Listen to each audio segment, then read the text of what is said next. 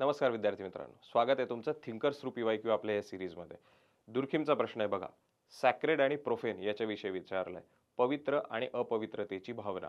हे discussion basically Durkheim जेव्हा धर्माचा अभ्यास करतात, तुम्ही धर्माची रील बघितलीच असेल, तो धर्माचा अभ्यास करत असताना दुर्खीम म्हणतात की जे समुदाय आहे तो समुदाय एखाद्या वस्तूला किंवा एखाद्या गोष्टीला पवित्र किंवा अपवित्र ठरवत असतो. म्हणजे उदाहरणार्थ, जर समुदाय त्या वस्तूला पूर्णपणे मान्य करत असेल, पूर्णपणे त्याला झोकून देत असेल, त्याची पूजा अर्चा करत असेल, तर त्या वस्तूची पवित्रता वाढत असते. म्हणजे उदाहरणार्थ गणपती उत्सव आपण घेऊयात उदाहरण, की गणपती उत्सव साजरा करत असताना आपण मंदिरात असणारा एक गणपतीची मूर्ती आणि तीच मूर्ती जेव्हा 10 दिवसासाठी मंडपात ठेवली जाते आणि मंडपात त्याची पूजा अर्चना केली जाते, तेव्हा मंडपातल्या असणाऱ्या मूर्तीची पवित्रता ही जास्त वाढते, कारण समुदाय त्याला मान्यता देत असतो, बरोबर. म्हणून ही पवित्रता जास्त वाढत असते.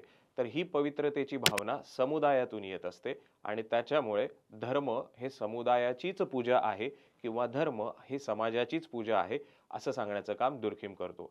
जी गोष्ट एक वेळा पवित्र आहे किंवा आज पवित्र आहे याचा अर्थ असा नाही की ती वर्षानुवर्षच पवित्र आहे. पवित्र असणाऱ्या वस्तू ह्या काळानुरूप बदलत देखील असतात. आज असणारी पवित्रता ही उद्या अपवित्रतेत सुद्धा रूपांतरित होऊ शकते.